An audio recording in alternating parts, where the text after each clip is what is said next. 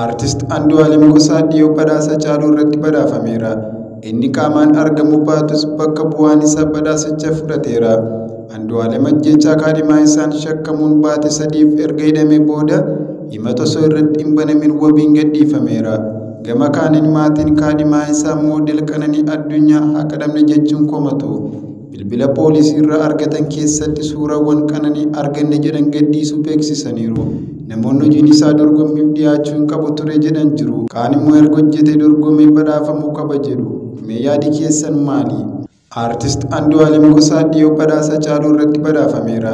Inni qaamaan argamuu baatus bakka bu'aan isaa badhaasicha fudhateera. Andu'aalem ajjeechaa kaadhimaa isaan shakkamuun baate 3f erga hidhamee booda himata osoo irratti hin banamin wabiin gadhiifameera.